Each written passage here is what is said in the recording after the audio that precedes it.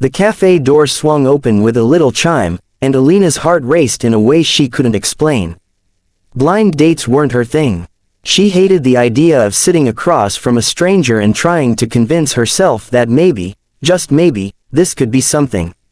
But after relentless encouragement from her best friend, she had agreed.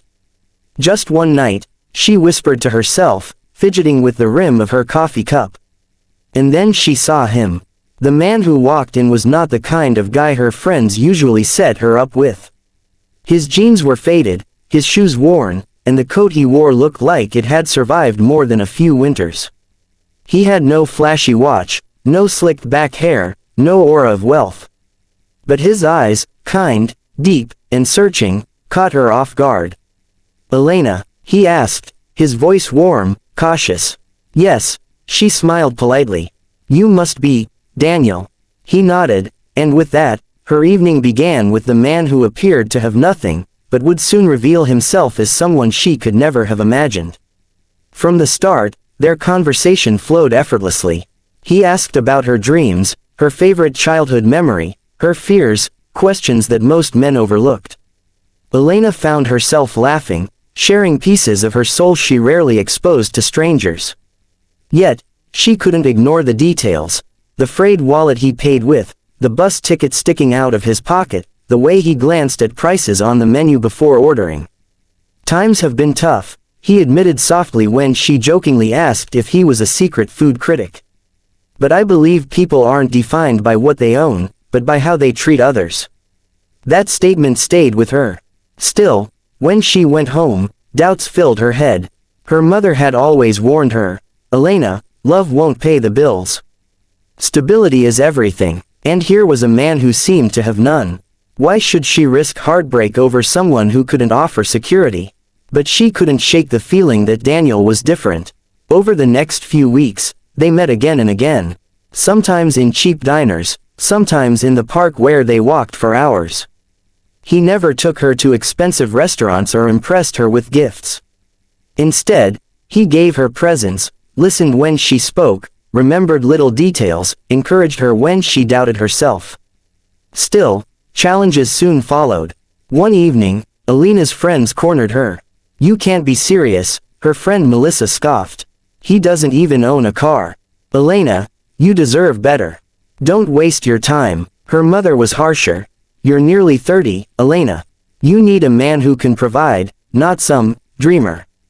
Elena's heart ached. Part of her agreed. She had grown up watching her parents struggle financially. She swore she'd never repeat their mistakes.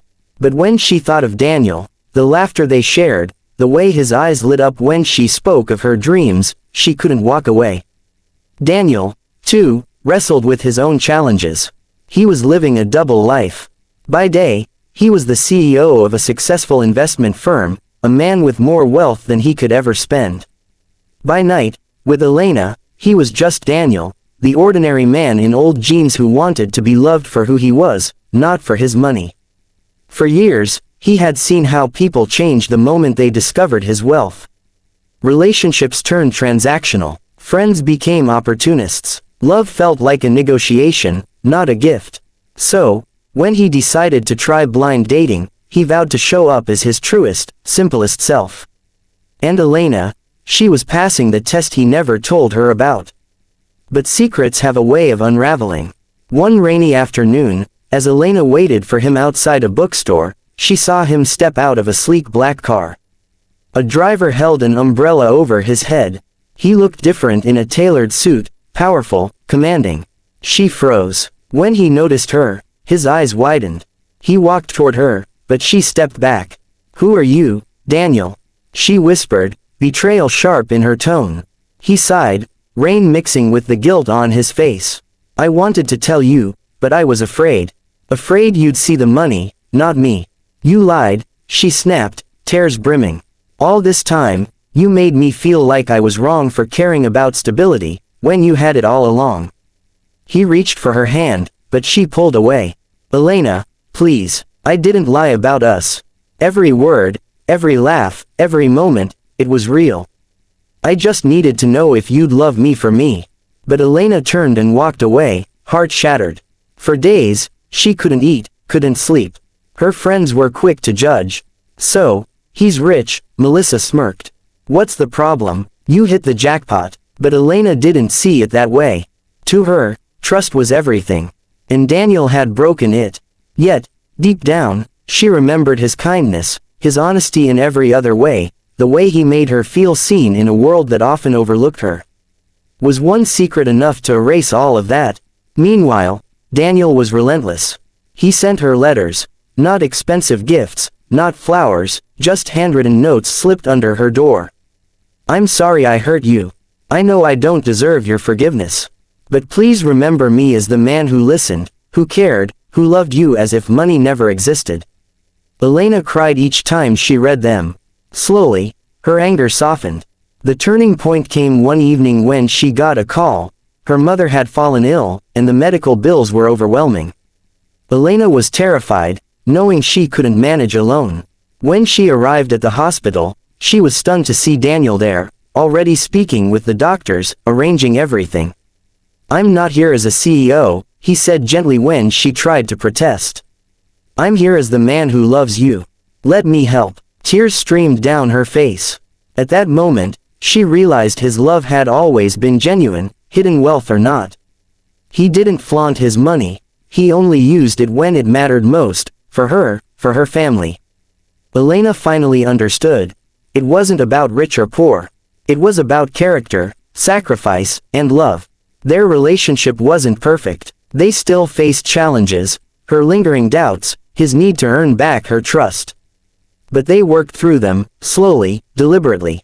And one evening, standing on the very street where they first met, Daniel dropped to one knee, not in a designer suit, not with an entourage, but in his simple jeans and old jacket. Elena, he said, voice trembling. I hid a part of myself out of fear. But the one thing I'll never hide is how much I love you. Will you give us another chance, forever this time? With tears streaming down her cheeks, Elena nodded. Yes, because now I know who you are, not the CEO, not the millionaire. Just the man who loved me when he didn't have to prove anything. Their story became a quiet reminder to everyone around them, that love isn't about the size of a wallet, but the strength of a heart. In the end, Elena found more than stability. She found a partner who respected her dreams, supported her through hardships, and showed her that true wealth is measured not in dollars, but in devotion. In Daniel, he finally found the one thing money could never buy, love that saw past the disguise. Message: never judge someone solely by what they appear to have, or not have. True love is not about riches or poverty, but about kindness, trust, and unwavering support through life's trials. Wealth fades, circumstances change, but love rooted in truth endures forever.